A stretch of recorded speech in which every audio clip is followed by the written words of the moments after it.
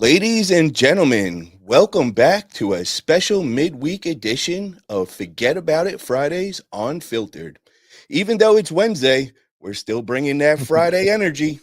Before we get into tonight's big guest, I got to introduce my co host, the man who needs no introduction, but I'm going to give him one anyways. Kevin S. Kevin is What's the up, author. team? Kevin is the author of three powerhouse books: Leading with Purpose, Leading with Grit, and Gut Check.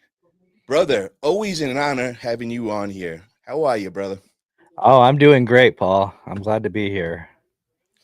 Well, Kevin, I just wanted to kind of catch everybody up before we bring on tonight's special guest. I wanted to let everybody know how Full Trucks for Food campaign's been going.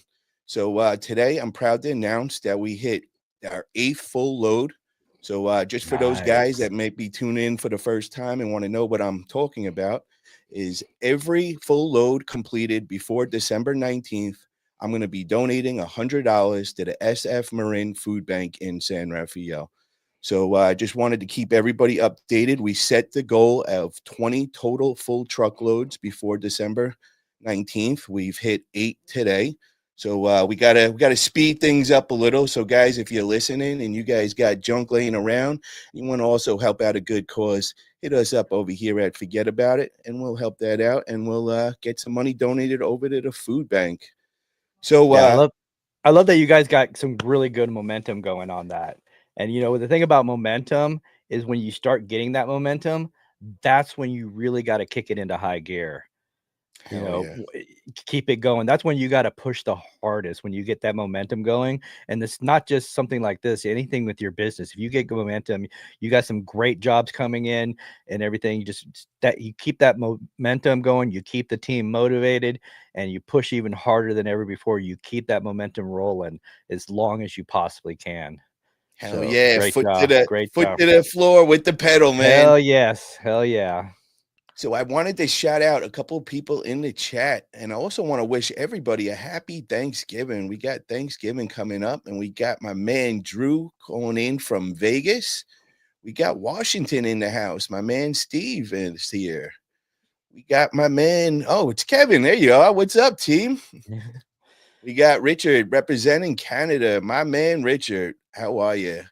And we got the homie over here in North Cal, my man Rhino. What is up, everybody? So, guys, I just wanted to let you guys know we got a really special guest coming on today. I've been waiting to get him on for a while. So, if you guys have any questions in the chat, don't be shy at all. Just put it in there, and either me or Kevin, I'll definitely read it out.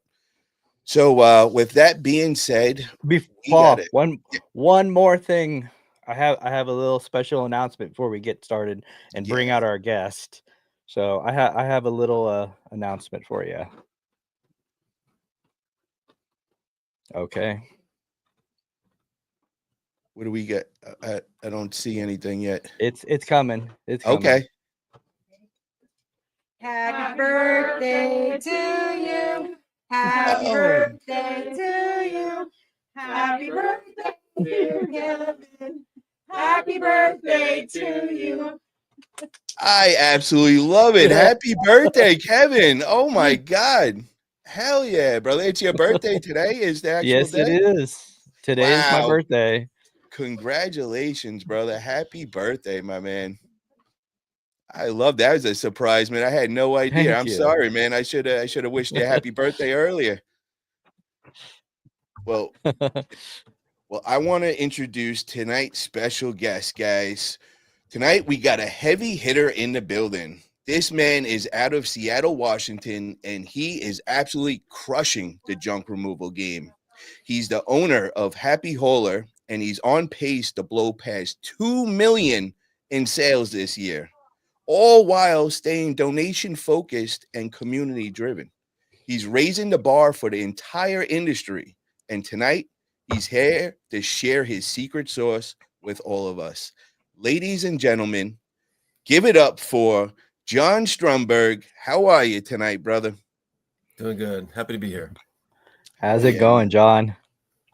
Going good. So John, I gotta say this, brother. I've been wanting to get you on from the very, very beginning, man. When I first found out about you, and I seen everything, all the great things you're doing up there. And then I remember Kevin went over to help you guys out, and he was going to help train in some of your employees. And I just heard so much great stuff. So really, really excited about tonight's interview. Got a lot of questions here for you, and I want to first just kind of start it off and kind of, how did we all get into junk removal? For me, it was my wife. I was captaining tugboats in Alaska, and met her in Seattle. So I was making, well into six-figure income, and it's hard to raise a family working on the water. And my wife convinced me to take a chance. This business was a failed hauling business. Happy Hauler was in existence, but it was negative revenue. And so I bought a failed business and rehabbed it. Okay, so let's back up. All right. Okay, so we were in tugboats. We were captaining tugboats and all. And how old were you when, were you doing that? I don't know, 30. What was it, 33 when I left, I think. Okay. So how many years total did you do the on boats? I think I spent like 8 years on boats. Okay. And then, okay, so then you told me you got into junk industry, but like, how did that all happen? You bought a failed business. So tell me a little about that. So it had been my uncle's business forever. And then he had passed away, and I got left in his estate to my mom and my other uncle, and they didn't know what to do with it. And it had been losing money for a while because he'd been sick. And so I bought it out from their estate, and then kind of pushed it from there. And how much did you buy it for? And did you know then that it was failing and all that? I just bought it for the value of the trucks, and it was just like a 1991 F450 and a 2001 Isuzu and a F150. So it was like, I don't know, $28,000 or something. The business was losing $5,000 a month at the time. So wow. That's extreme. So like, what was your thoughts, man? Did you have any experience? Did you know the first thing about junk removal? No, it was pretty shell shocking. Luckily I had a pretty secure part. I was pretty secure in life, and I did have a retirement that I was slowly liquidating while I was trying to get this going. But it was tough because from the beginning I was like, where's all this money going? And then I found out, okay, we'll call it allegedly, but the office manager was embezzling just a ton of money, right? So that's why,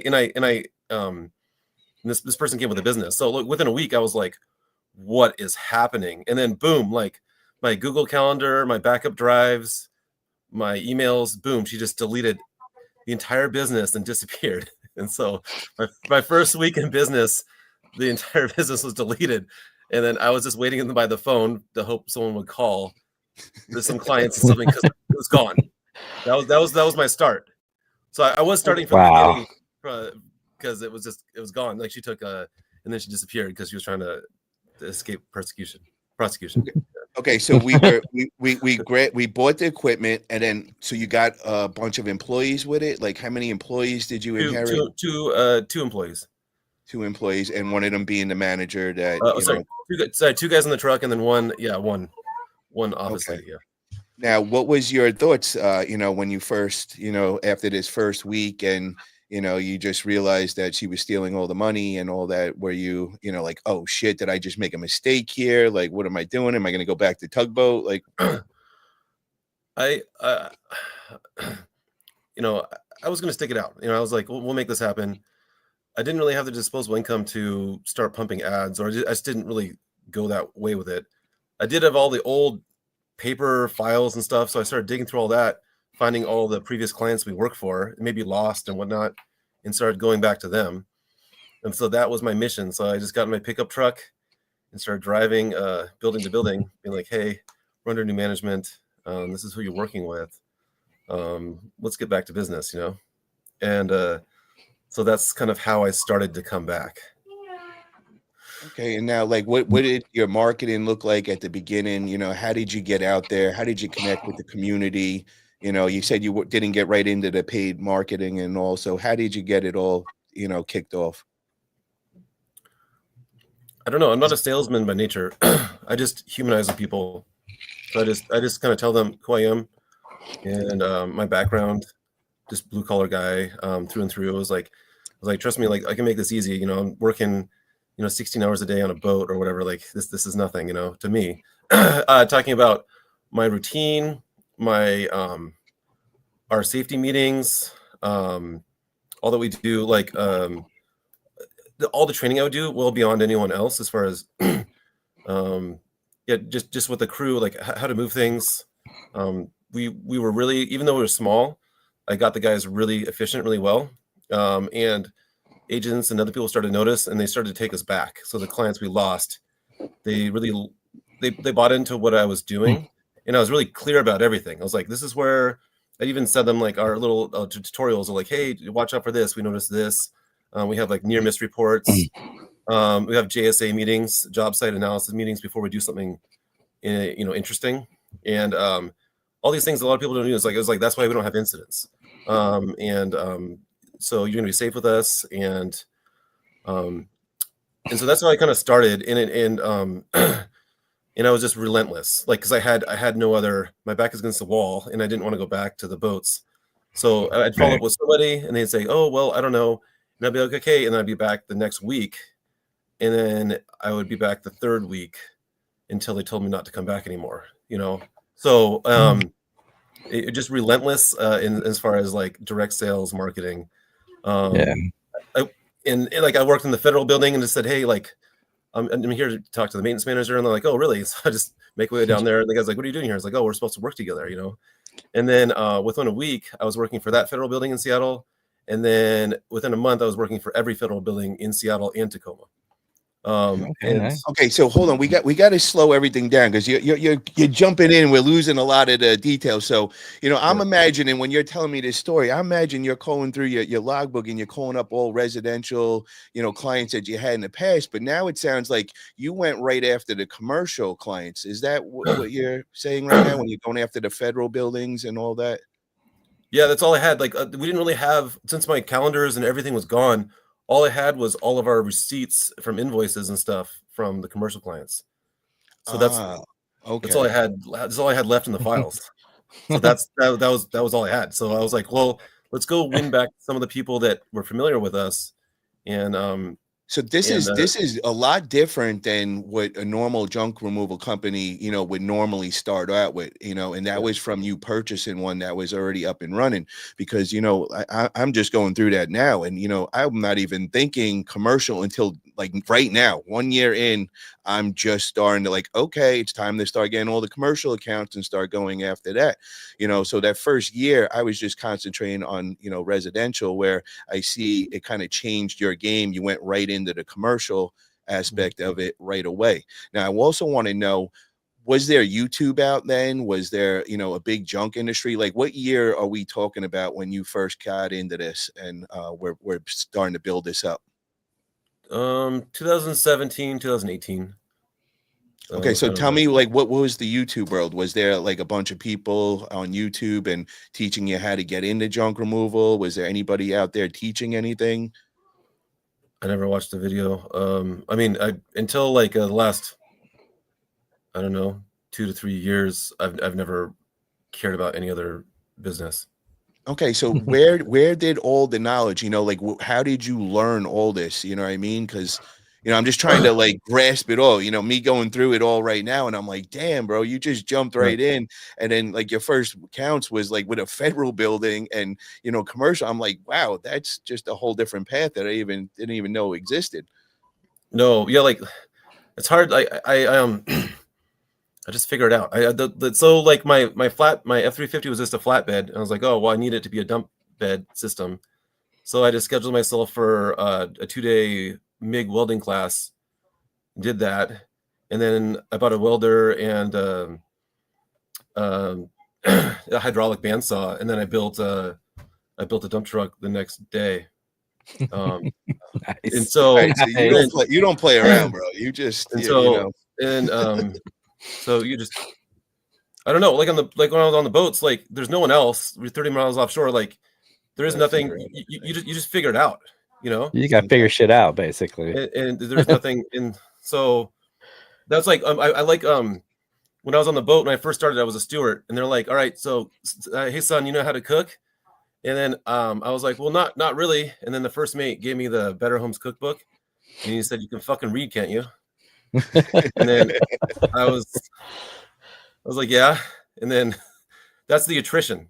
It's just like you figure it out, and so that's and so that was I don't have any I don't care about rejection. So going out all day and just getting knocked down all day, I still wake up like smiling the next day. I was like, let's do it again tomorrow, you know? And Oh yeah. So John, what did you hit the first year, you know, in operation and everything, kind of just on a whim, just trying to figure things out? Let's see. And also what vehicles did you have at the end of that first year? So let's see. I'd say the first 5 months was 185. And then year 2 was 485, then 720, then 980. Then when was the moment where you kind of figured out this business actually has potential?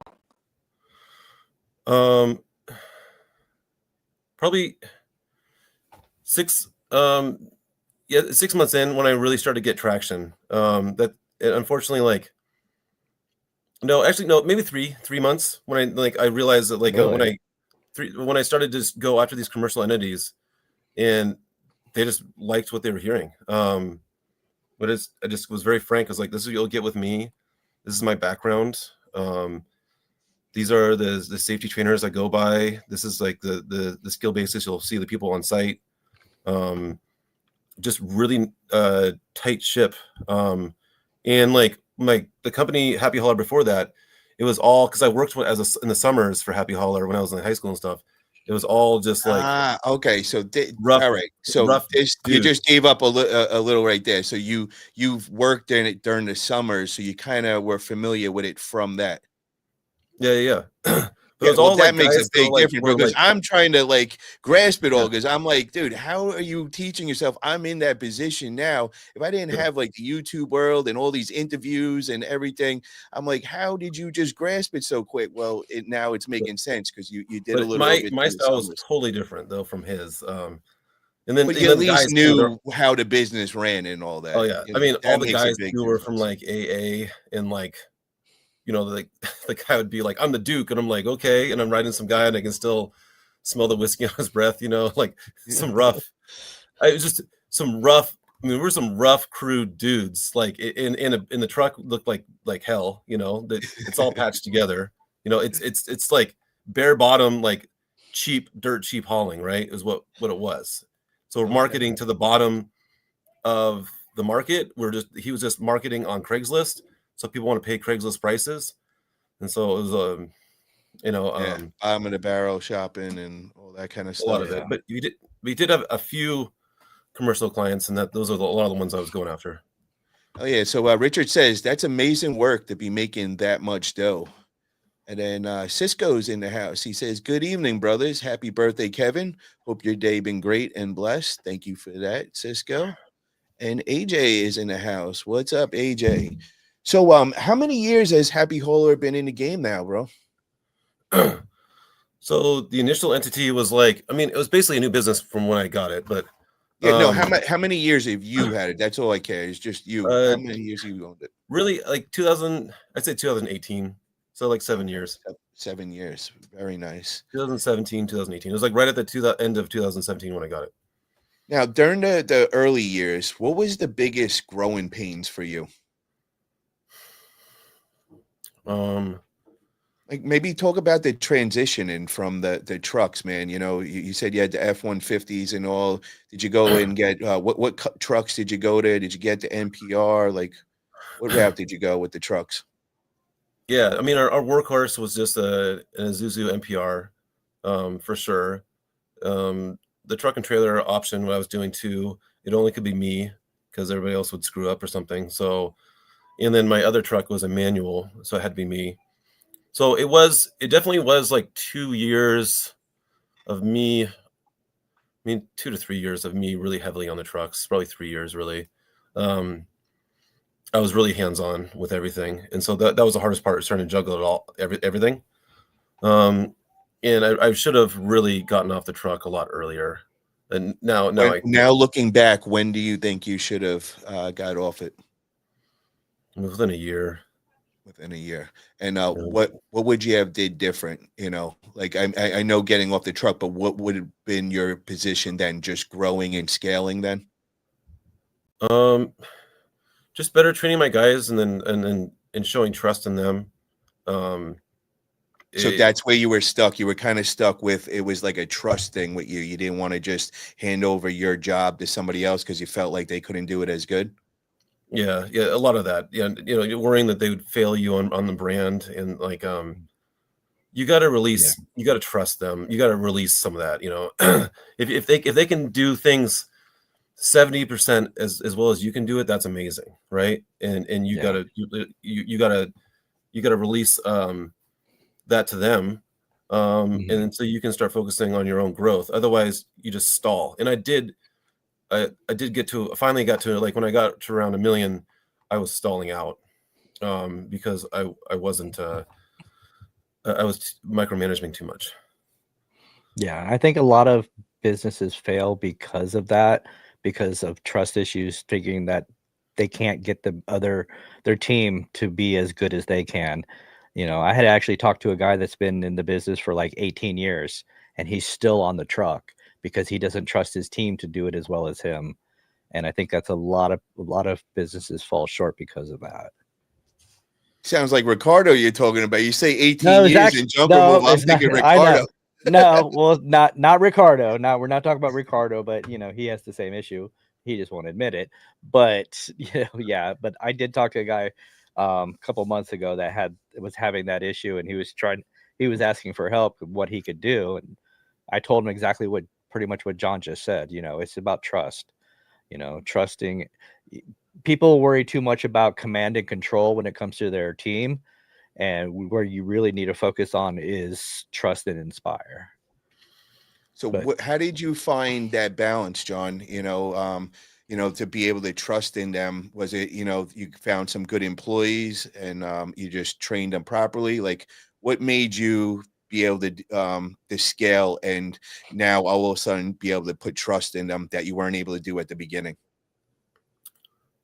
I'd let them waver a little bit. My job was just like the bumpers on the bowling alley, right? Instead of just being like just tight on them all the time, I'd let them do well, or even like I give them some leeway, and then we just have our discussions in the morning. We have the more meetings, and we talk about how it went, what they thought was good, what they didn't, and I want to hear like their insights. Maybe what I'm doing. What do you think I'm doing wrong? What got to do better, and give them some input and get them like vested into like this whole thing. Do you do any kind of competition or any kind of like incentives? So that's one thing I need to work on. Kevin has some whole system that I haven't implemented with that. They make a ton of money off of Google reviews from me. They make a killing off of that. I pay each employee $20 per review. So if 2 employees go get a Google review, each guy in the truck that's $40 gone. And so these guys have just been, the Google reviews have just gone crazy because they've been competing. They try harder on the jobs, and they try to make sure that, and they've done more things like what Kevin told me with the closing at the end, showing the people what they've given them in the space that they have now. And instead of just thinking about like the checkout and like how much they spent, you kind of show them what you've done for them and what you've provided them. And then that is like it leaves a mental imprint, and that's what they tell their friends. Not you kind of plant that last memory, and then they see the value of the service, basically. Reinstate into value, as Kevin always says. And then we got to catch up. Hold on one second. I just want to catch up with a couple of the questions because they're firing them in now, and I definitely want to get everybody active in here. So Richard says, how much did it cost you up front to get going? I think he meant like just to buy the business because I don't think he was here at the beginning. So I think you said it was like 28,000 or something like that. Yeah, just buying some the 15-year-old truck. Yeah, he just bought a 15-year-old truck and he inherited 3 employees. One of them actually was stealing and taking all the money. So he didn't get anything of worth substance there. Cisco says, I think some people can't get past an employee being an asset versus a liability. I definitely agree with that. Don't forget to hit the thumbs up button if you don't, to help grow the channel we all love. Thank you, guy. Appreciate that. What's cracking, y'all? Just saying hi. Gotta hit the movies. Wish I could watch and learn. Thank you, Paul and Kevin, for the auto book. Love watching Happy Hauler. Donate to Mary's all the time. Happy. Hell yeah. Thank you for that, Junk Punk. I mean, being an asset and not a liability. Yes, yes. I knew exactly what you meant. I agree. See it gone. Junk removal.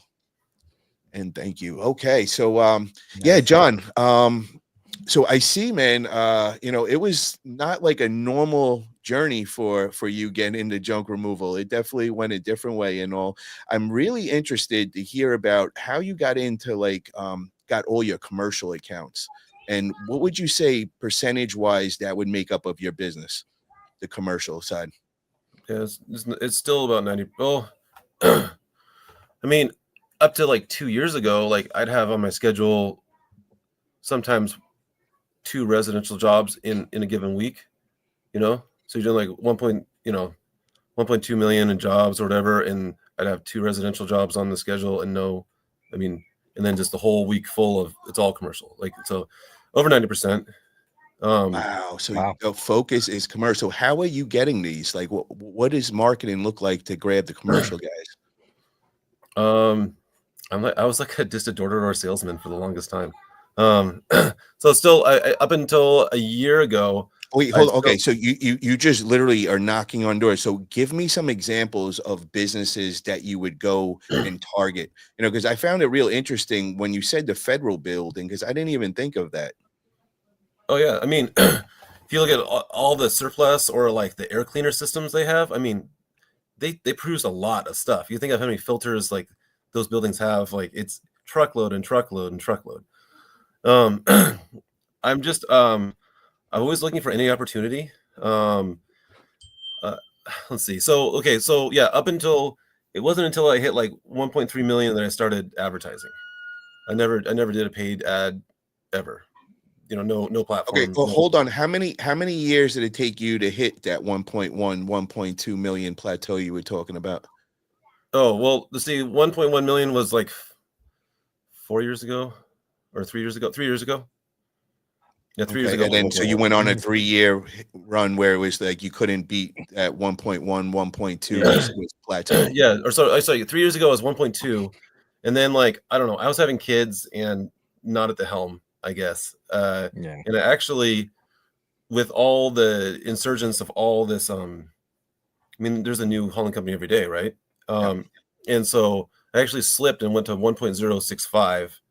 And then I came back strong last year to 1.3, and then but this year we're adding like 700,000. So this year's a lot. What got you through that? I mean, it was a tough period to break, obviously, and everything else. But what changed that you actually broke out of that plateau? I mean, was it like systems? Was it the people? Was it your mindset? Was it just the marketing? Definitely it's relying on your employees more. So it's not just me, like so before it was just me, like I would go to real estate offices a lot. Okay, hold on. We got to just keep everybody up to date. How many trucks do you have to hit that 1.1, 1.2 million? That's something we need to know. I mean, you can do that with 2 trucks. 2 trucks, easy. So is that what you did it with? It was 2 trucks. Is what you got running every day? I had like 3 trucks, and I would just run 2 a day, and you can hit 1.1 easy. Okay. Two truck schedule. 7 jobs per truck. I believe that because before I got into junk removal, I was under the impression it was like about 250 a year a truck would max out on.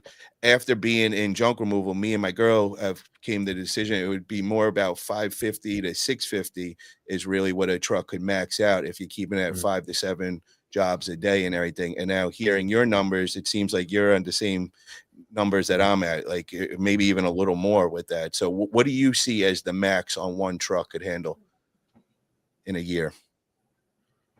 Let's Gross, see. obviously. They average like, so I don't know, what was it 2,500 6 days a week would be like a decent average. 15K. So what is that? 15 a week, you're saying? So 60. Yeah. You do 60 a month with a truck pretty easily.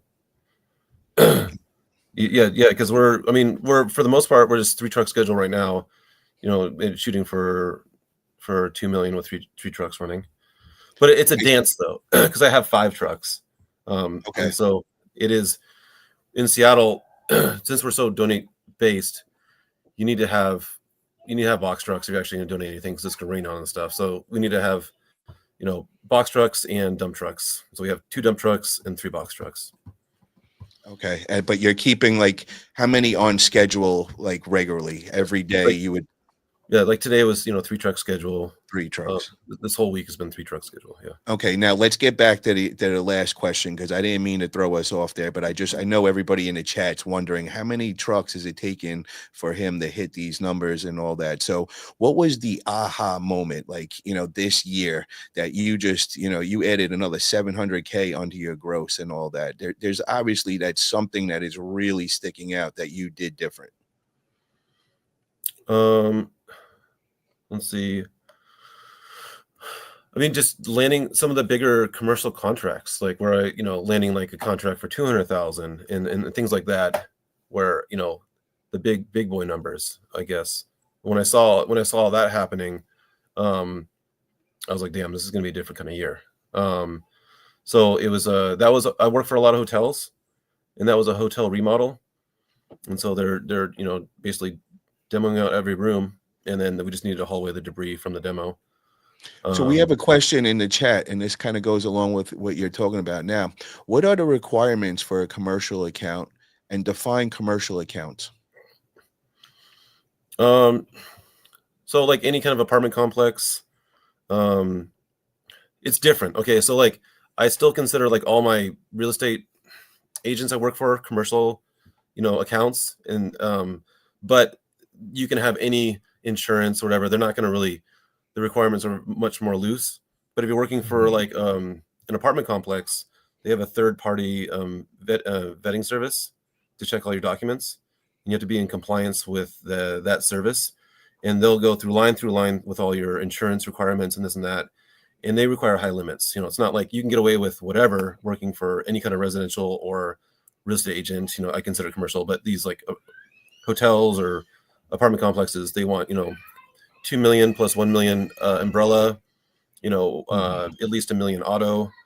And so that changed, unfortunately. My insurance requirement, insurance went up a lot, and your liability insurance too goes up with how much money you make. So the more money you make, the higher your liability policy scales as well, unfortunately. Now, what systems do you use, to make everything run smooth, man? Because I'm assuming it could probably get pretty hectic with 3 trucks. And also, how do you do you have a CRM that you use? Is there any other systems that you have part of everything? Yeah, I use both in tandem. So I obviously with Andrew, I use Autopilot. And so we have, that's our booking system on our website. And we all the team has that with all the trucks and all the phones. I still have. Now, before Autopilot, were you using any other CRM, or Autopilot was your first? No, so we just Google Calendar. So I still, everything is also mirrored into my Google Calendar still to this day, and also Google Sheets. So we programmed Google Sheets, and so we made our own, drop-down system on the calendar, and then auto. It's all programmed, and then we can migrate it all over to our QuickBooks. And so I already built I already had built my own system, like entirely. And we program it still and still play with it. But I liked autopilot more, so that's why I migrated that way. But I'm very I felt self-reliant, and so I was like, oh, I'll just make it my own, is the way I went about it. Now, do you rely a lot on the systems or not so much? No, I do. They definitely organizing things has helped a lot. I was never like capturing all the email, all the contacts as well in the past, and so now all that's being skimmed and by autopilot and captured. It's the whole system's better. I like the auto sending reviews. So it's meshing. It's taking more away from the employees. Like it's making their job easier, I guess. Very nice. Very nice. Now, if you could rewind 3 years ago, what advice would you give to your past self? Get a director of operations, like get an operations manager now,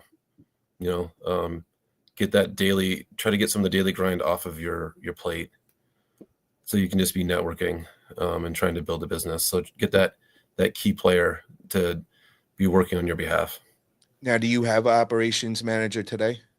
Yeah. He's still once you in, once you out. So, but yeah, I do have my guy that I had. I needed a little help kind of getting things along. So I had Kevin fly down to try to help me along, because it was the hardest thing in life to start to hand over some of this stuff. Right. So I needed someone that, knew he was doing a lot better than me to kind of help me along. So, but yeah, I have my main guy. He's awesome. Not even just directing the, as far as directing the teams and stuff, but he shadows me on all my like direct sales stuff. And so he's going out now and he's building my business. He's going out and getting new clients, not just me. Like we'll both go out and I'll be going after commercial accounts and he'll go the other way. And he's grabbed like a bunch of new apartment complexes just recently. Nice. So now, how long have you had him as your operations manager? I mean, just like This is new. 4 months, maybe. I don't know. It's not Okay. not long. Now, tell me the difference now. Like, how is it making your life easier and allowing you to do other jobs? Just my networking, I'm free to go. So like, what are you doing now, like that you weren't doing before? So like, what does your day look like when you wake up? So I can work in the office a lot more hand in hand with, we have like our daily operations kind of, basically, all the phone calls, daily, emails. She runs all that, and then I also have, like a business growth inside sales, that's helping me, and she's also like kind of forefronting our nonprofit and working on grants. So I work hand in hand with them, and just out in the field.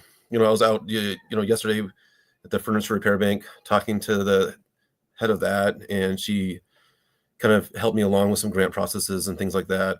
But I can I can be free to be networking and working on a lot, like building the bigger clienteles, finding the bigger clients. Like I'm invited Microsoft and they may volunteer and come with me to help me with a job.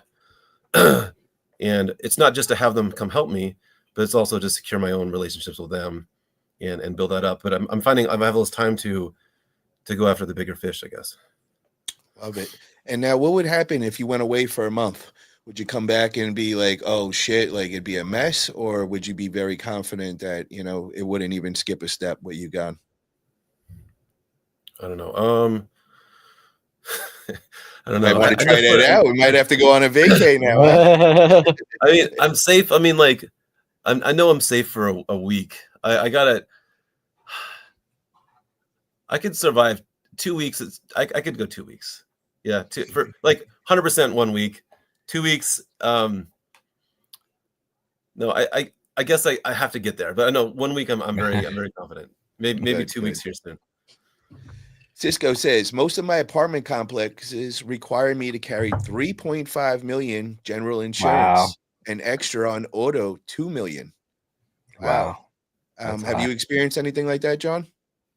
So most of mine are 2 million plus 1 million excess umbrella. So 3 million liability and then 1 million auto is my standard. I do have to have a general contractor's license for some of them. So I had to go out and get a bond and get a general contractor's license. If we're doing okay, so what separates that? Like, which commercial accounts do you have to go and have a general contractor's license? Like if we for like some different contractors, we go like they're like, hey, can you knock out this bathroom or this kitchen real quick, and we'll go in there and knock it out. And technically, like, you're only allowed to do like one item, like construction cleanup. Like if you do anything more than that, you have to have a general contractor's license. And so we have like just one for non-structural selective demo. And I had to get a bond for that and everything. So we have that as well. Denise wants to know, do they require surety bonds for any of the commercial accounts, especially federal accounts? No, none of that. They didn't even require a contractor's license for any of the federal stuff, just the insurance. It was just only the contractors, any kind of like the demo stuff, I had to get the contractor's license. But for the federal buildings, because all we're doing is removing debris, you just have to be just light, all that, and you have to make sure none of your guys have any open cases. That's important. I went to one of them, and the mover was in handcuffs. One of the movers, because they're very strict at those federal buildings. Because we're going to the prosecutors' offices and all the people that you wouldn't want to have access to these people if you're in, because they're the ones putting you in jail, right? So when we go down below the buildings, they scan all IDs, and if you have anything open, and so I saw someone get taken into custody in front of me. So you're not, and now you're not leaving. So poor mover showed up to work, just trying to work, and then found himself in jail that day. Yeah, I worked for years at the federal building in Atlanta, and they are very strict security. I mean, they're checking your truck for bombs. You have to open up the front of the truck, check the engine. They're checking underneath for bombs and everything before you even get to the loading dock. And it's really tight security there. You have to make sure that you're sending somebody out there with, that doesn't have a record. You have to have driver's license with them at all times. And it's very, very strict, but they're fun. We used to do the Marshal services. Man, we used to get some good stuff there. Night vision goggles. And we used to get night vision goggles and all kinds of really cool shit from the Marshal service. Mm-hmm. Cisco says it's like that on military bases too. Definitely. Yeah.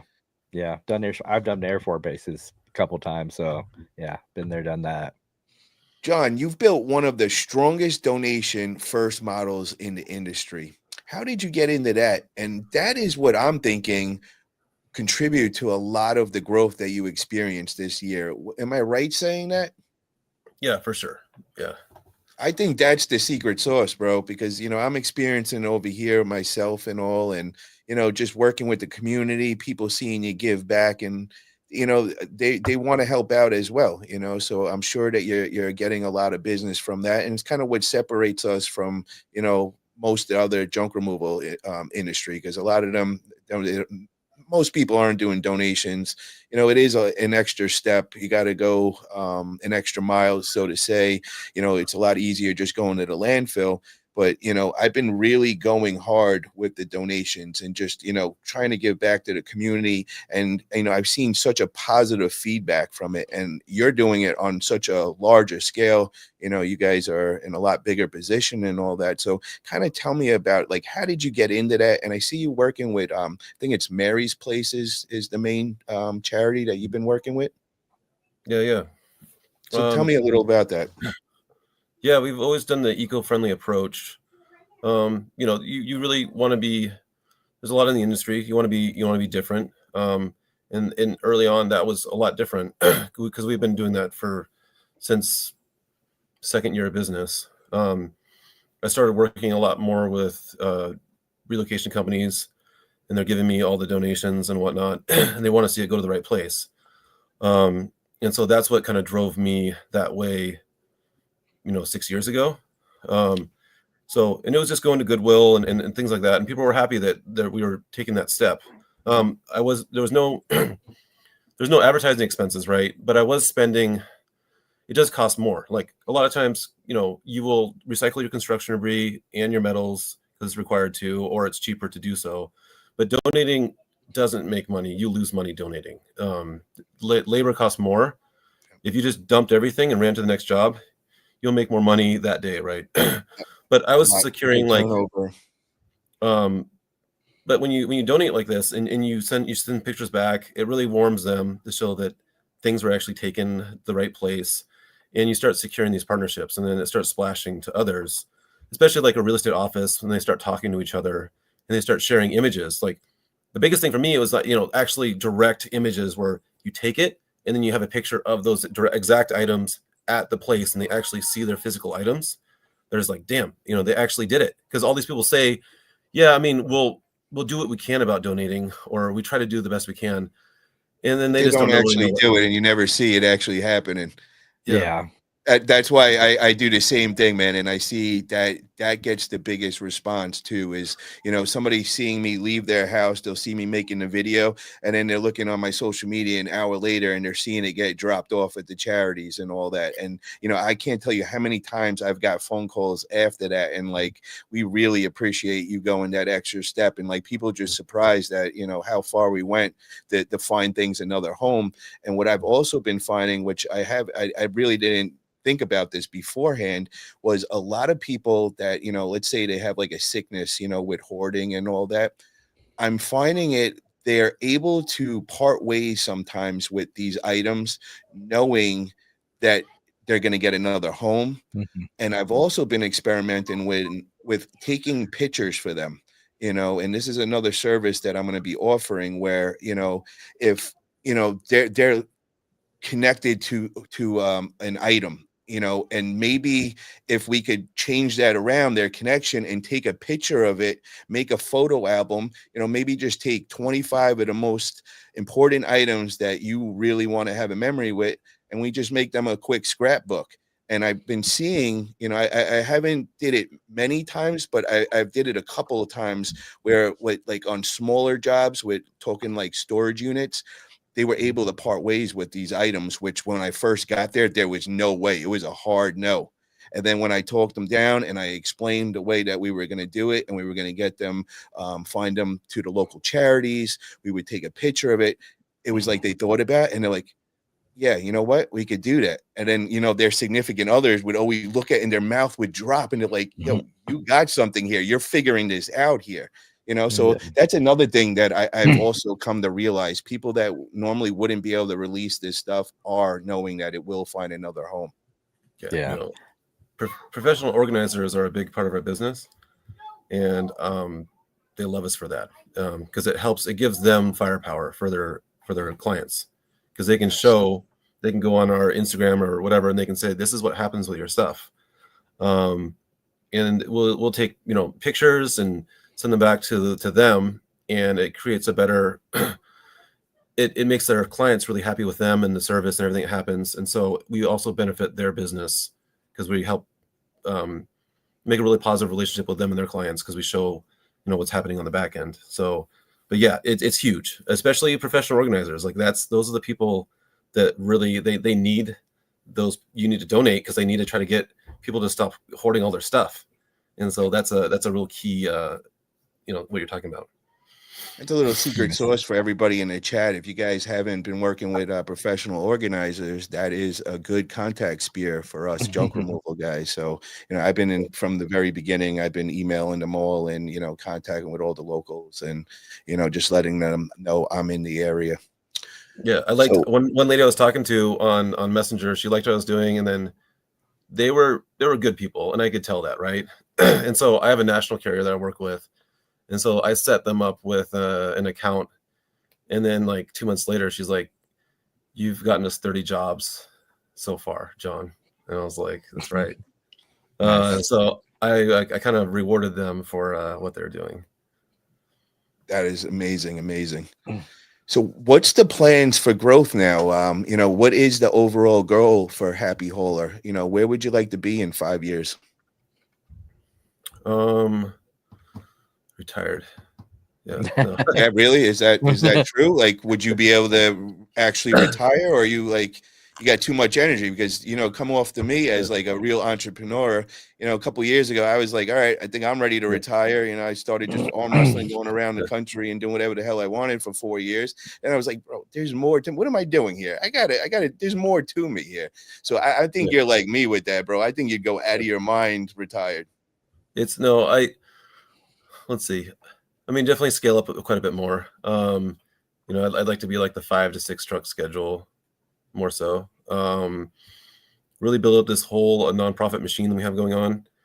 It's a lot of fun. I really enjoy it. I think we'll fully furnish, I don't know, somewhere between 120 and 160 homes our first year. That is amazing, bro. Like, yes. So, way to go, bro. That makes me proud, man. Knowing that you're in junk removal industry as well. And, we're setting a good example out there, and, keep it up, bro, because you're inspiring so many people with it. And we're changing the game with it, so Yeah. keep it up. And I've been inside his warehouse, and he was completely restructured his warehouse in order to store these things to be donated. Even has a whole section for toys and bikes and stuff for kids, and it's just a really cool thing to see. Kevin, tell us a little about your experience. I know you went and helped out training some of John's employees, and also kind of fill us Well, in, man. What did you see over there?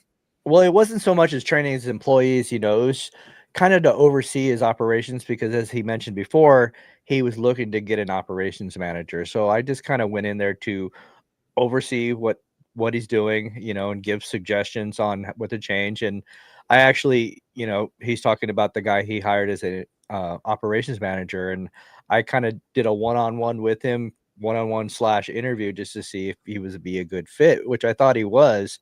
And we just kind of created an entire training for him to put him through, and just but some of the things I saw there was really good. He thought he had a really, really great culture with his guys. And when it comes to doing the donations with Mary's Place and everything else, the guys were really bought into that, because this is his passion, and this is the vision and the mission for his business, and his team has really bought into that mission. And that's what culture is about. No matter what your vision is, having your team buy in at such a high level is really, really cool thing to see. And his team really is bought into it. Mhm. And they love his mission, and that's why they stay.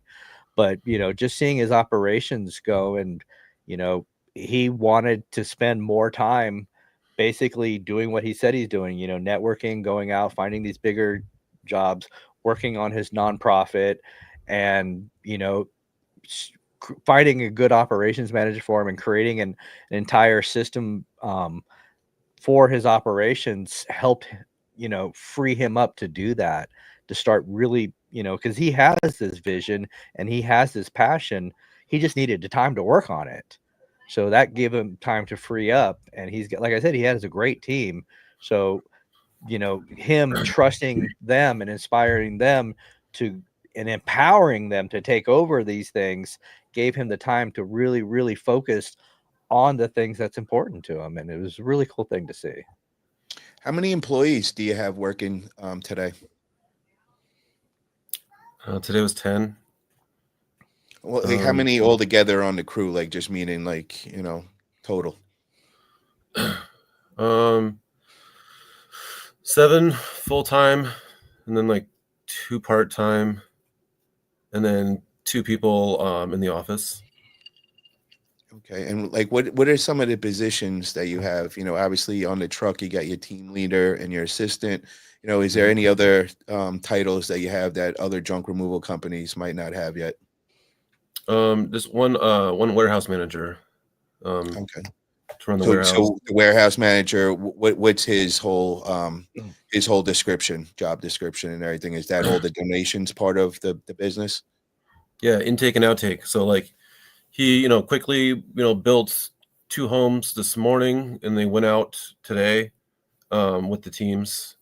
And that's, everything from the beds, nightstands, couch, tables, dressers, the, match children's toys to the age and sex of the kids. It's the whole home. dishes everything. So he quickly takes it all in. Boom, John, boom. how do you do that now? That's through Mary's Place that you do the full homes. Is that how that works? Yeah, Mary's Place, the YWCA, Solid Ground, but Mary's Place is really big because they have a huge temp shelter, system, and then they get people out really efficiently, really quickly out of shelter into like permanent housing. Now, But the who's big problem, paying for the housing? Like, who's in charge of buying the housing for them? I don't know, it's a lot of vouchers. So Seattle Housing Authority, they get a lot of grants. The city helps them along. Okay, so the city helps it along, and then Mary's Place is the one that facilitates it all the way through, and then you're the person that brings the donations and all that. And now, who qualifies for these houses? So yeah, so it's the low income housing, domestic violence, some immigrants. Yeah, like the Mary's Place has their own money and grant money for them. They also just have a whole network to help get them set up through the city of Seattle to get housing and whatnot. But they finally they get the opportunity to get permanent housing, so they're leaving shelter, and then it's an empty box, and that's the problem. So they have to either take it or leave it. They want to be out of shelter. So, but the problem, so basically they're going in there and they're laying on basically sleeping on the floor. They are sleeping on the floor. Yeah, or they're forced. They were sometimes they're forced out, and they have to go. And so then they're on the floor of these homes for like weeks at a time.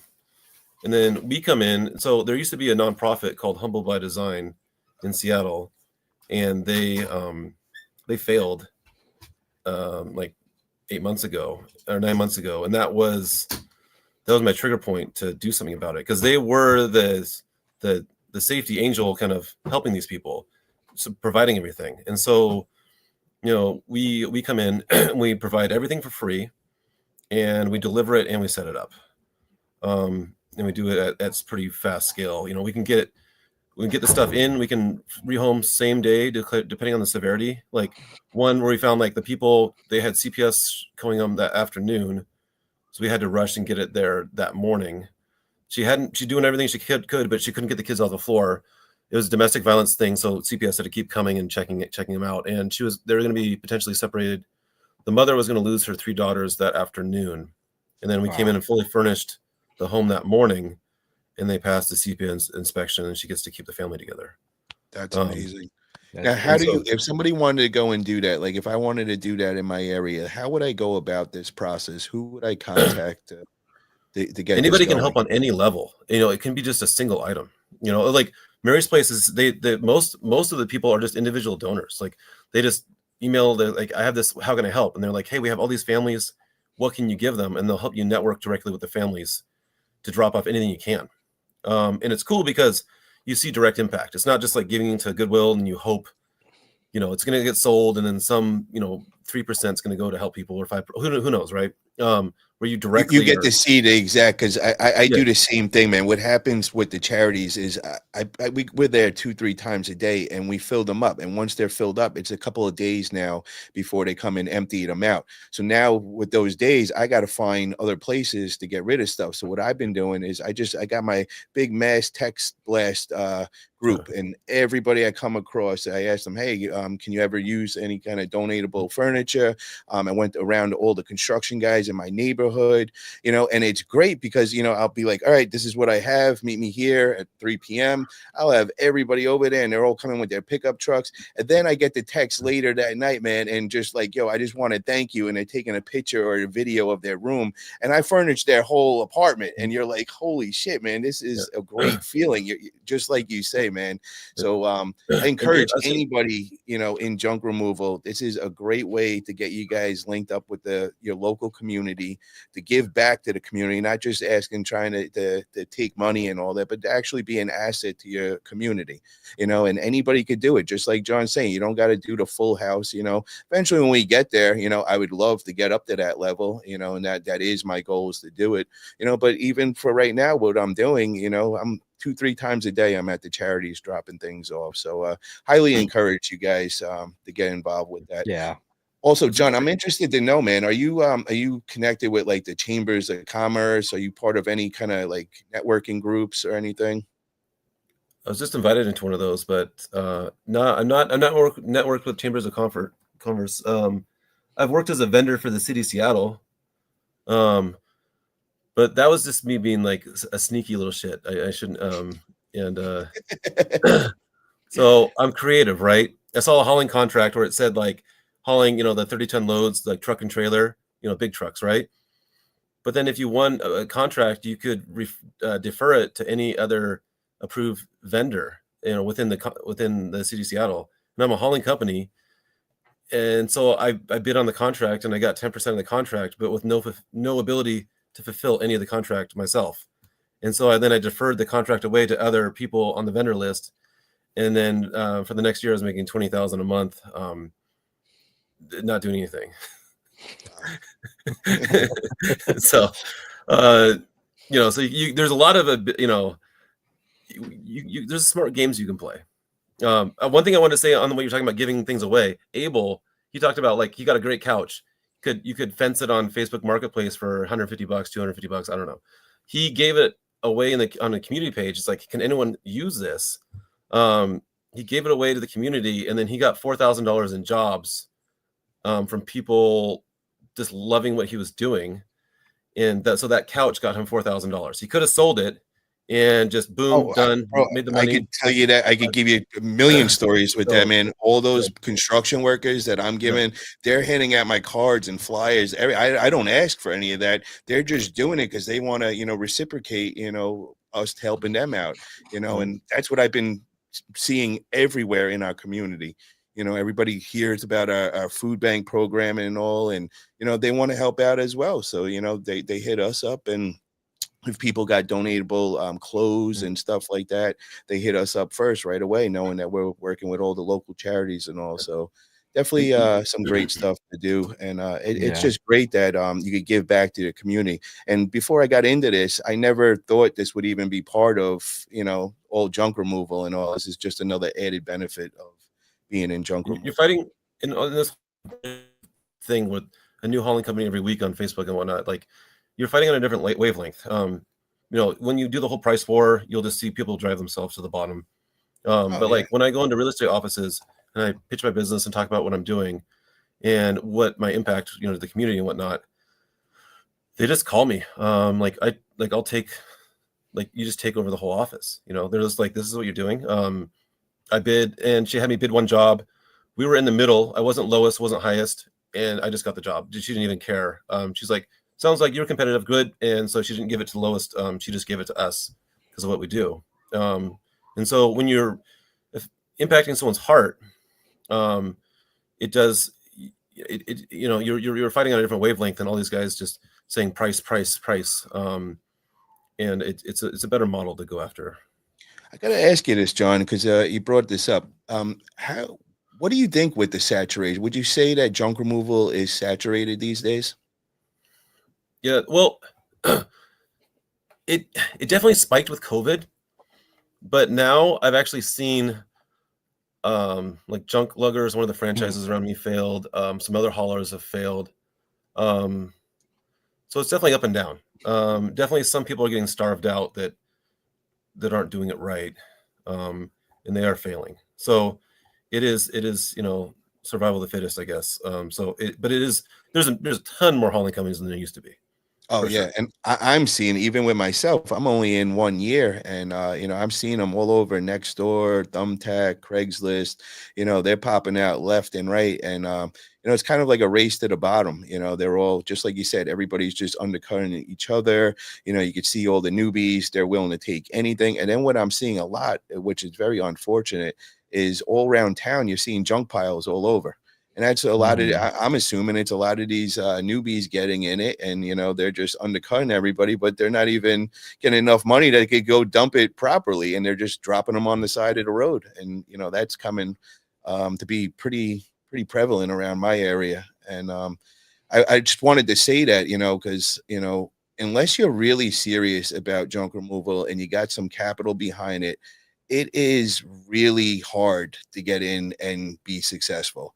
It is so saturated. You're dealing with so many different people. Everybody's trying to undercut each other. So if you're not coming in these days and, you know, coming out with a brand, coming out with a truck, you know, an official truck, and standing out, I think the days of, you know, jumping in junk removal and, you know, really killing it is, it's hard, you know what I mean? And I see a lot of videos, and now I'm kind of understanding, because when I first came in, I kind of was on the other side saying like, yo, dude, there's enough room for everybody and all that. But now I'm also seeing, you know, from the other side, and I'm like, I got to be honest with these people, you know. If you listen to a lot of these people, you're like, dude, this is the easiest thing. I get right in. I'm going to make 6 figures the first year. This is going to be easy as hell. It's definitely not that. And if you don't got money in the bank, you don't got some capital, that first 6 months, man, could be the end of you and just wipe you out completely. So, you know, it definitely is getting saturated. It's definitely a lot harder than it was to be successful. And I mean, you could just see it this time of the year. It's the slower season, and you could just see it on like Nextdoor and Thumbtack and all the different posts out there. I mean, I think I see more junk removal posts than actual clients that are even on Nextdoor. You know what I mean? It's like every other one is like, it's like 50 of them just in my area directly. What do you guys think? What about you, Kevin? What about in your area over there, man? Is it kind of the Man, same over there? anytime you see on Facebook or Nextdoor somebody like, hey, I need some junk removed, and you look at the comments, there's already 50 there's like 50 comments within the first hour. You know, Yep. I could do this, I could pick this up, you know. And Not then they only, start putting the prices on there. It's like lower and yeah, lower. it's like I'll do it $50, I'll do it for 20. Yeah, it's like, and most of them are, you know, landscaping companies or property preservation Hoovers. or gutter cleaners that are diving into junk removal because, you know, everybody else makes it look easy, and, you know, and they, you know, think they can become rich from it, so they start dabbling. You know, I call those guys like and junk removal companies, because they do this and junk removal, you know. So I see a lot of that. But to me, you know, when I hear people talk about saturated markets, to me, I think that is an excuse. I think that, I mean, contractors, I mean, there's a 1,000 contractors in every area. There's 1,000 plumbers in every area. But what you said was exactly true. You have to stand out as a brand, you know, and do something different, something more, you know, like John does. He does something more for the community, and that makes him stand out, you know. Even if it's something like, you know, like you, Paul, you got this amazing beautiful truck and you promote it because that's your brand. You promote the brand and people connect with that. So, you know, I don't give 3 shits about the guys that are on Facebook and Nextdoor popping out there for $100 for a full load and everything else. I couldn't care less, because if they're going to go with them, let them have them. You know, I want to stand out in the community. People call me because of what I do in my community. They recognize my name, they recognize my face, you know, being in, you know, whether it be on Facebook or whatever, and seeing the things that I'm doing in the community. They see me, you know, going out to Relay for Life, you know, raising money for the American Cancer Society. They see me, you know, donating stuff. You know, I last year I donated, there was a woman who had, you know, she had breast cancer. She had a double mastectomy. The woman was only 25 years old. And, you know, while she's going through her cancer treatments, she goes out on a side by side and has an accident and hurts her leg and has it amputated. You know, so she's going through hell. She can't work. She's doing this and she needs to do physical therapy. I donated an entire gym for her to get physical therapy. And, you know, things like that make you stand out. And just being out there in the community helps you stand out. And that's what people recognize when they see survivor junk removal. I was like, oh, I see that. You know, I work with this one lady who does a lot of different charity events. She helps organize all of them. I'm always donating something towards it. You know, I have this one lady, she is promoting the shit out of me, like in the past month and a half, because they were doing a fundraiser for her parents whose house burned down, and they were trying to raise money for her, and they were having an event, And I came in there and I donated, like, got over $1,000 worth of gift certificates for my business that they could raffle off. And, they had an auction that they can do it. They had raffles, they had auction. And, just the fact that I went in there and gave away, that much, and people were buying them up, and they made a lot of money from it. And she's been promoting my business like crazy because of it. And there's a lot of different events. They know, call Kevin, because he's going to donate something, for that event. Last year, God, I did there was a breast cancer awareness last October, and they had this fashion show, and I donated, I sponsored it. I was a sponsor. I donated $500 to be a sponsor on it. And then during the fashion show, I volunteered my wife to be in the fashion show, and when they were auctioning off the outfit that she was wearing, because my wife, she lost her sister to breast cancer. So she was out there, and it was really powerful moment. And the outfit that she was wearing, people were bidding on it and everything else. Like, okay, $50, $100, and this and this. And I walked up to the front of the thing. I'm like, $500 right there, and doing it, just, and that made people start crying. It's like, just seeing you do things like that in the community for just things that people care about, it goes a long way. So, you have to stand out. It's as simple as that. And, if somebody that actually genuinely cares about your community, like John does, it is they see that and they feel it, and people recognize what you're doing, and they would rather spend more money on you than the guy that's doing a full truckload for $150. I got to ask you, John. So, how much of success is brand? How much is service? And how much is consistency?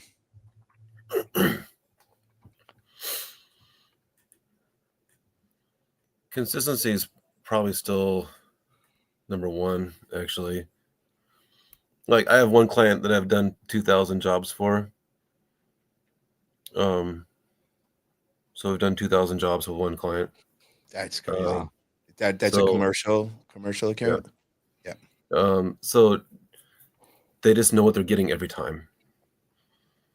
And so they don't have to look anywhere else. It just works every time. And they as soon as they click send the job, it's done correctly. Pictures are sent. Well, you could kind of say that's the brand too, bro. They know your brand, And so, but yeah, definitely a lot of branding though this year, there's just been a big movement behind what we're doing. And now that I've had more time, I've been incorporating more partners along with us. Like, I don't want to do things alone. Like, I want to be like, hey, I need to help, now that I'm doing a lot of these families and stuff, I was like, hey, come help us. I give opportunity for others to help us. So like we're going to rehome 6 model homes in a couple weeks. And it's like just everything, the whole designer model home that they use for, they're going to sell like houses in development. We're going to load the whole thing up and then deliver them to different, vacant homes and set people up with, like, literally they go from nothing to like designer home, which is pretty cool. But I'm incorporating partners on every one of them, professional organizers, real estate offices. They're going to, each one of them, I have them helping and set up each one of them with me. So it's an opportunity to help. They're helping you gather the items and putting them together. Just like I'll show up and I'll have it loaded early and just arrive on location. They'll help unload it and do the whole set up the decor, hang everything on the walls, make the bed, set up the kids' library, the books and the toys and everything. And then they get a piece of it, and they get to potentially also have their own relationships with this nonprofit and help in the future as well. And I can help the nonprofit out, but also like they see what we're doing. And we kind of cement a partnership ourselves with them, and so it's not just, I work for a few agents with this agency or whatever, there's 35 at that, location. Every one of them is going to know about what we did. We'll make a video on site, and it really, all of a sudden you start working with everybody. Right. And so that's, a lot of these things, like, maybe I could manage to hire everybody out and do everything myself, like it crew it up heavy, but give people opportunities to partner with you and help you. And then they get addicted to it. They get addicted to what you're doing, and it makes this really locked in partnership with others. And so that's how we're getting into, like, we're growing significantly doing that. Yeah, I'm pretty sure I'm going to get Microsoft to come out and work on one of mine, as well as some Amazon. We're still working with Amazon, trying to get them to volunteer on one of them. And those accounts are just like, I mean, Got Junk, I know they've done like 14,000 a day with Amazon in the Seattle area in the past. And what do you mean? Like, what are they doing for them? Like Amazon Fresh, they would, go and, like, any expired food or things like that. They go to all the pickups, grab all that stuff, grab boxes. They go to the facilities, grab a bunch of stuff. And that's been like the hardest contract for me ever.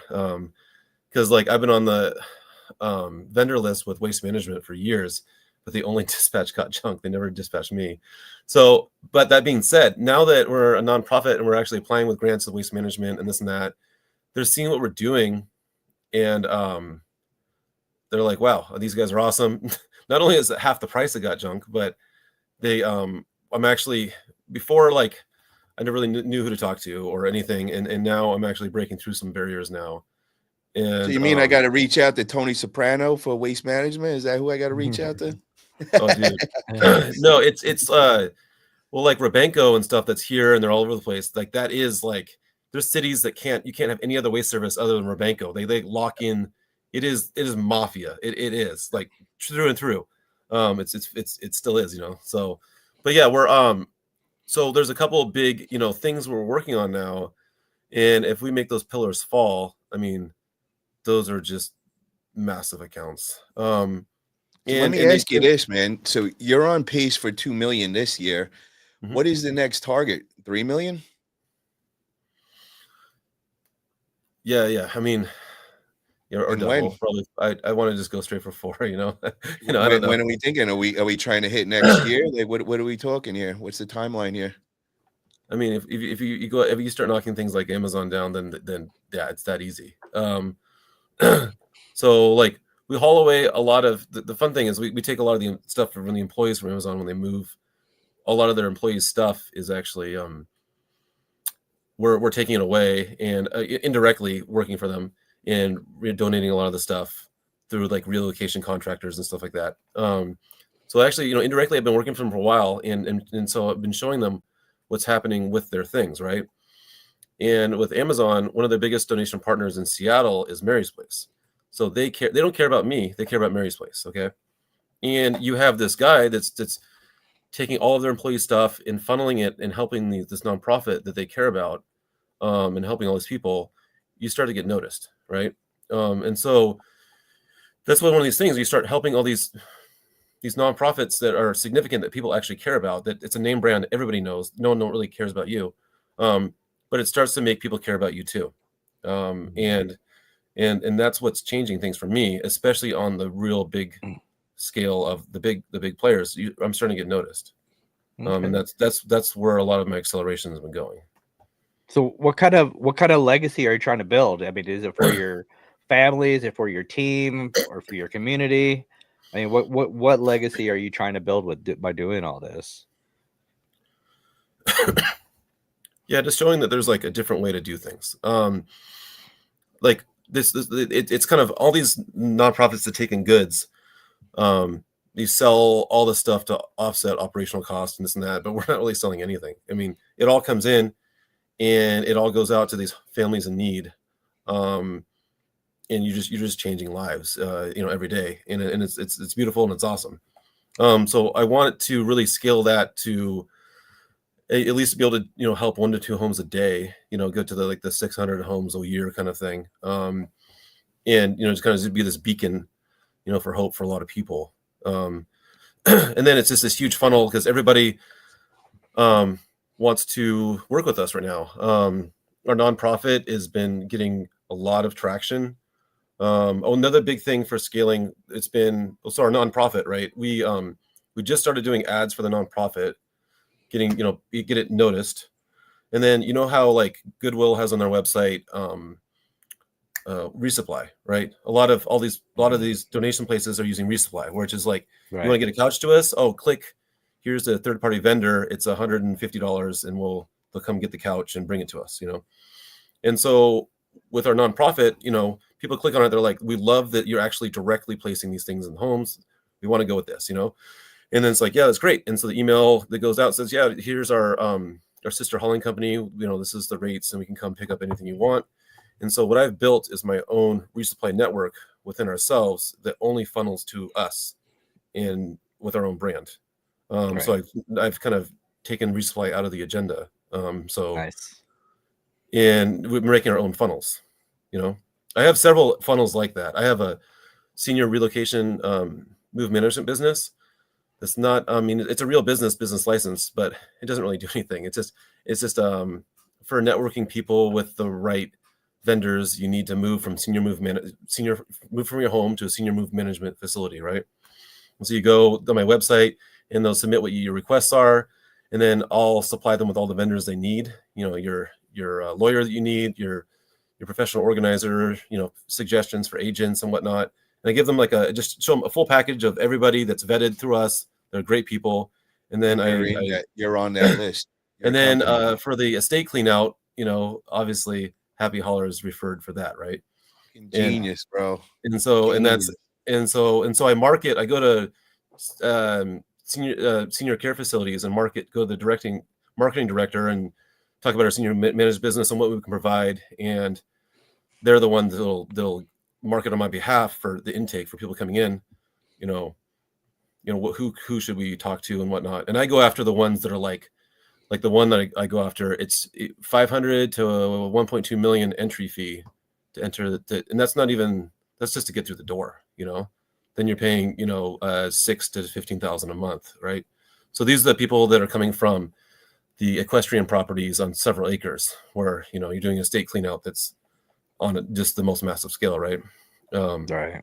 And so that's just a funnel, you know, just making, and you know, that's what I've been working on a lot too. I'm very impressed, bro. Wow, I really like that whole senior relocation. That is genius right there. And Steve says, this is without a doubt the best show I've seen with you yet. Paul, thanks for everything. Hell yeah, thank you, Steve. I really appreciate that. John is definitely a pillar in the junk removal community. He's really doing great work. Yes, he is, definitely. And it should be a great inspiration for all the other junk on, junk off came into our warehouse. He just drove up to and he was like, John, I got to see what you're doing. And he marched right in. He was all excited. Nice. It was fun seeing him come in. Yeah, that's cool. I mean, so, you know, having small business like that show up to your warehouse, you know, anybody else, you know, that's listening right now or running like a small junk removal business, you know, and they have the dreams of hitting that 1 million, then 2 million, you know, what's one really good piece of advice that they may need to hear right now that you can give them? Just really work on those partnerships with others.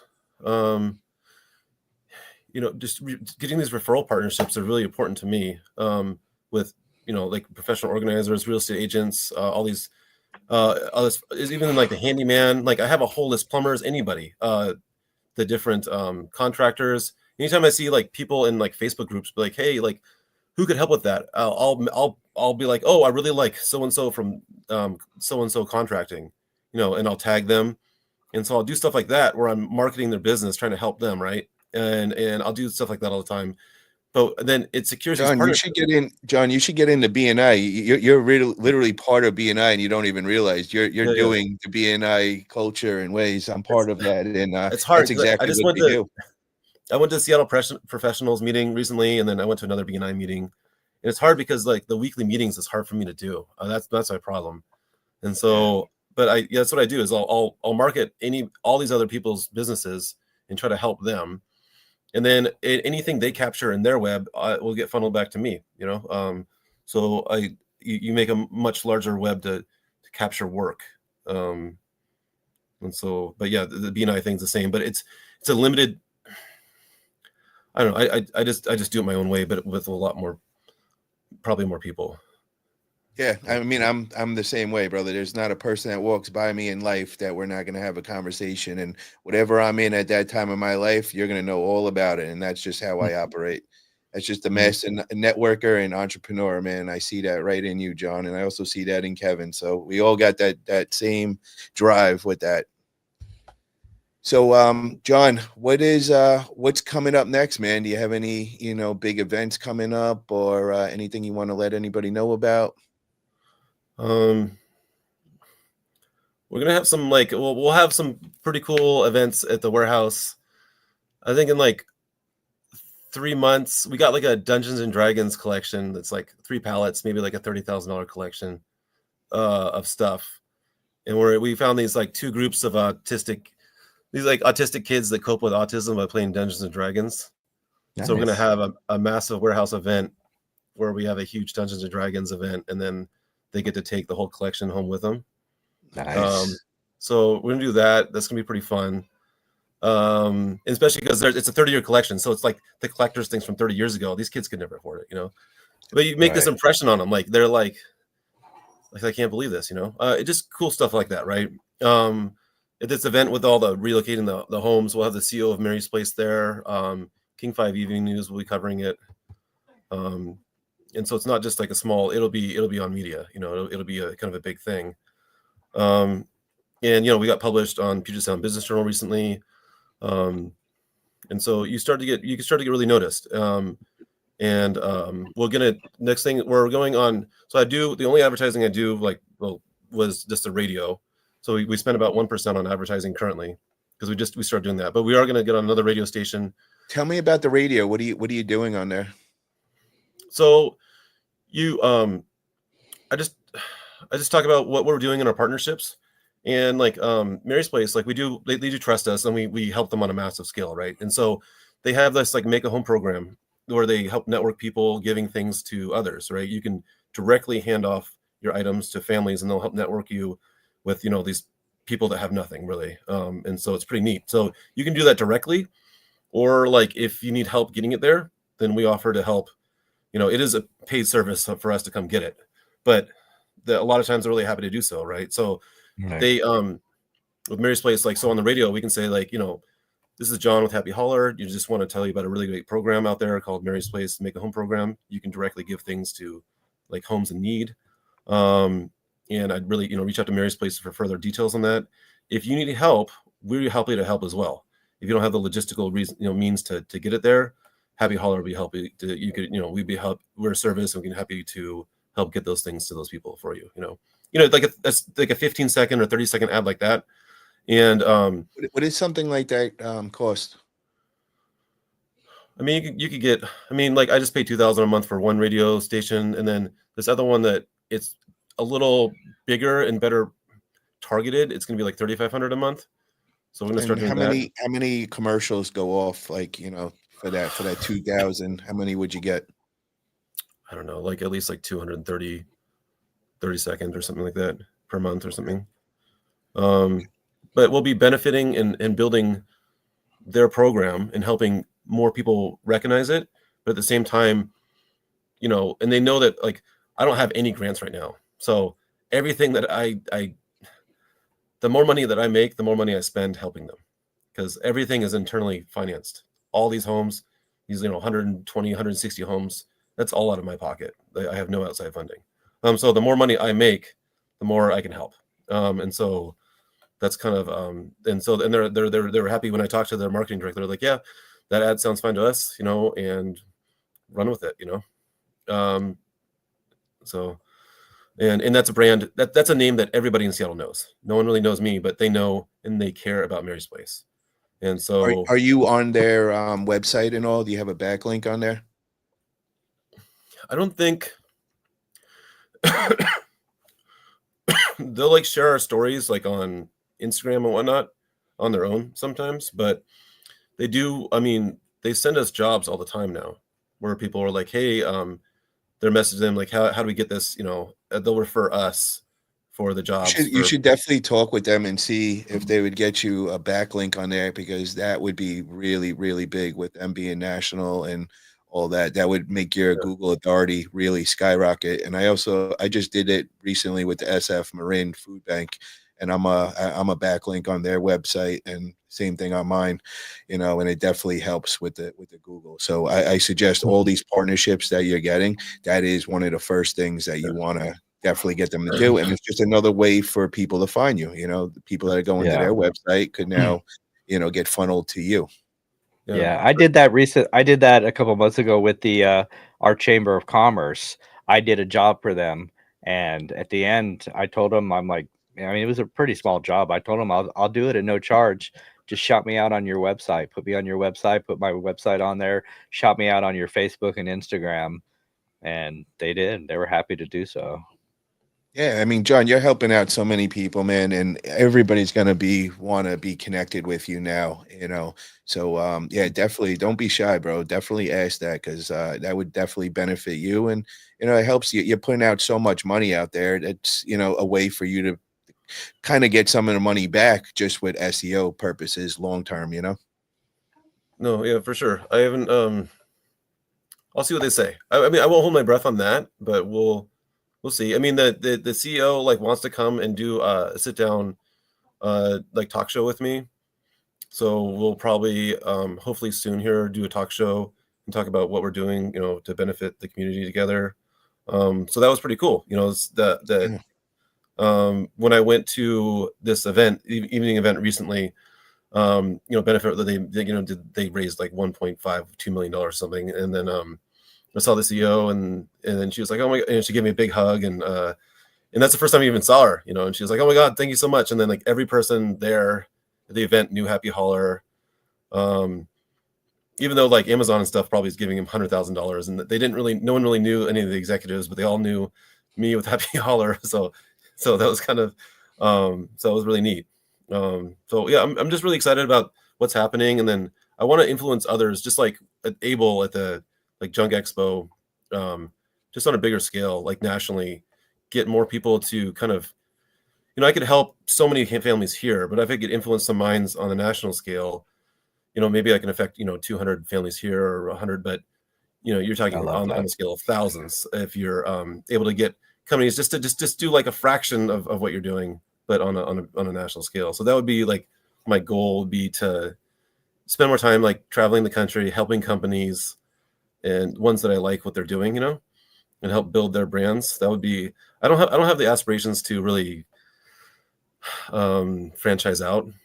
I'm happy just where I'm at. I'll build up the brand here, but I just like to just kind of help others along. I probably have 300 Facebook Messenger chats with different companies, and I'll have, talk to them on the phone on the way home, helping, build their business. And I kind of do the same thing, man, because when I first came in, everybody was helping me out like that. John, you're one of them. We've had a couple conversations and all. Kevin, we're always on the phone and all. So now I'm doing the same thing. I'm always, somebody hits me up with a messenger question. Oh, yo, dude, just here's my number. Give me a call right now, man. We'll be in the truck, and, I'll just give them the advice and all. It's just part of, giving back to our community and helping. We're like a big family over here. We all help each other, and this is inspirational for everybody. I really think this was one of the best interviews, just because it's giving back and showing us how we could, be connected and an asset to the community, which, I don't think we've talked too much about in the past.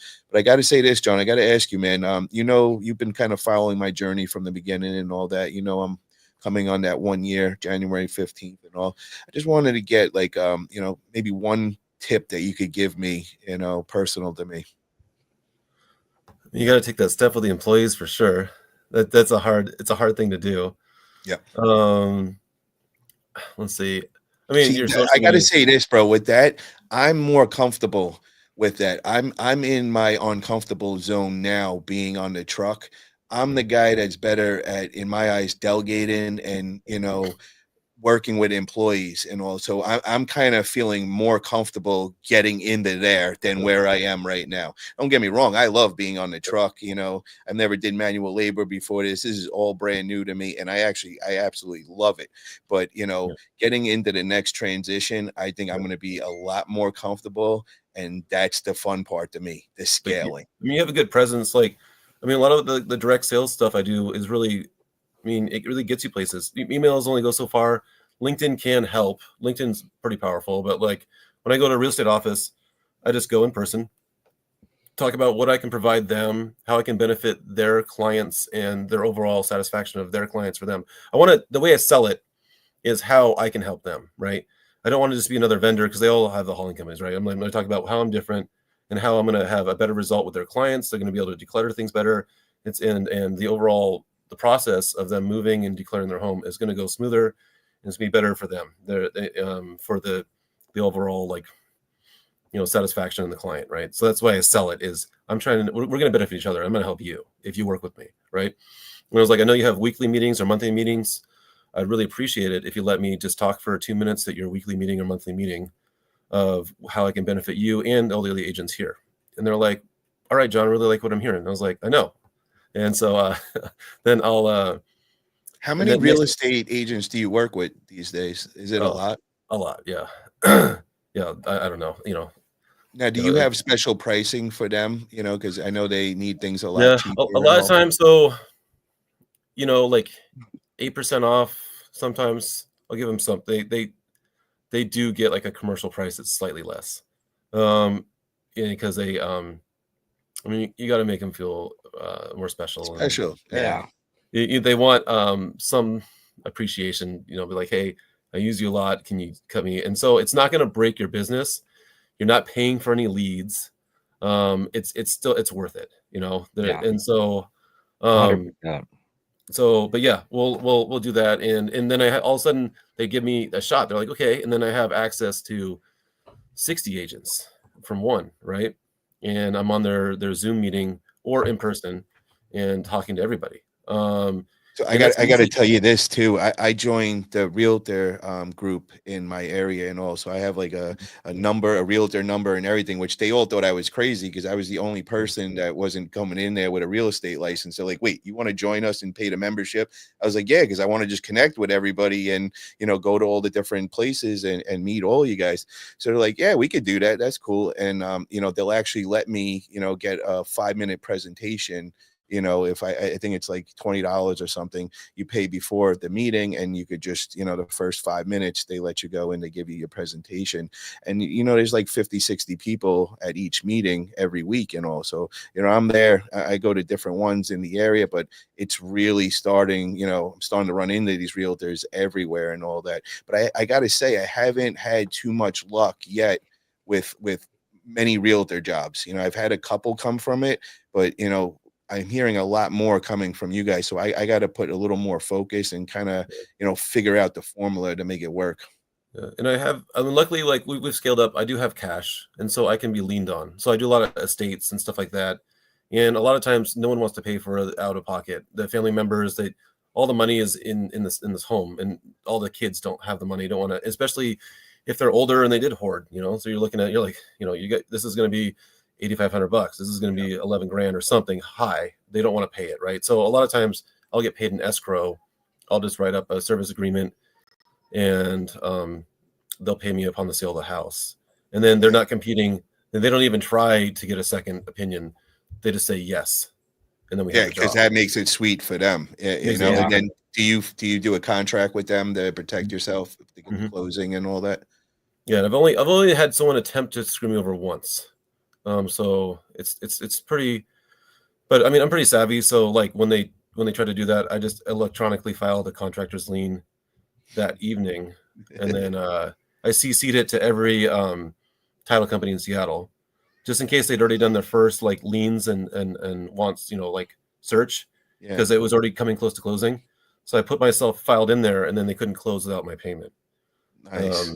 And so I was, paid automatically, but I wouldn't let it get to that. I did have a backup plan, So Nice. But yeah. Cisco asked, John, have you ever tried Max Sold? They're part of one of my business groups, and I haven't. So I should, because I've seen them at all the conferences I've gone to, and I need to. I do work with I have an ironclad relationship with a really good estate sale company, and I'm very loyal to the brands I've been with for time. So I don't know. It would have to be a case by case basis, you know, where I'm not stepping on toes, because I do kind of I stick with, you know, there's a lot of loyalty. Right. That's a good thing in business. Definitely is. Well, I want to thank you, John, for coming on tonight, man. It was an amazing interview. Love all the gold info. We're definitely going to have to bring you back on, man, because there is a few topics that we didn't get into as much as I would like to, and I definitely want to pick your brain some more. So maybe the next couple of weeks we'll get you to come back on. And also want to know, what platforms can people get a hold of you on? Just Facebook Messenger is easy. Or just anybody, just go on our email or our phone number. Just through our main website. That's easy too. All right, so guys, if you want to get in touch with him, get over to Facebook, John Stromberg, right over there. What's the email? admin@happyholler.com. There you go, guys, and we'll attach that in the description. And again, just want to thank you for coming on again, Kevin. It's always a pleasure, brother. Would you like to say any final words, Kevin? I think to sum everything up that everybody just heard today, it's about purpose. You know, finding your purpose. It can elevate your life and it can elevate your business. But you know, John has a purpose, and his team is bought into that purpose and that passion. And you know, whether it be your business or your life, you know, finding purpose can, you know, like John said earlier in the show, he wakes up every day with a smile on his face. And he does. He told me that, you know, right after the first time I met him. And it's because he wakes up every day with purpose. And that's why his life is going great, and why his business is scaling. So I agree with that. Yeah, I really enjoy this kind of machine that I have that I can leverage. Yeah. Just from young, like I did, like when I was in college, Western Men Against Violence. That's like, you know, basically anti-domestic violence group. And then you know, we do real escape sex trade. We Roanoke Park counseling. That's for you know, victims of sexual assault, and all. I've always been really into this. Just helping the underprivileged and a lot of the people that have really been marginalized and hurt in life. And I do a very small scale though. And now that I had this, I kind of realized I had this machine that I could really do a lot of good with, and I've really enjoyed leaning on it and doing a lot of good. And incorporating that purpose into your business is, you know, it's helped you grow as a person, and it's helped your business grow. So, I mean, if you guys have a purpose, you know, utilize that in your business, because people see it and they know that you genuinely care. And he's helping the community grow, and everybody Yeah. sees it, and that's an amazing thing, and I love it. Yeah, it is. John, proud to have you on this channel, man. That was absolutely amazing, man. Keep up all the great stuff you're doing, man. Definitely gonna stay in touch. Gonna be hitting you up. I want to get some tips and advice on some things. And thank you again, everybody in the chat, for tuning in. Really appreciate it. Great questions. And if you guys haven't already, please smash that thumbs up button. And we'll be back.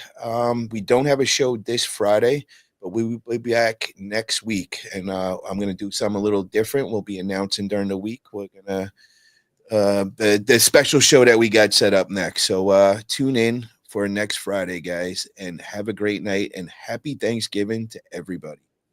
Yep. Happy Thanksgiving, team. Have a good evening.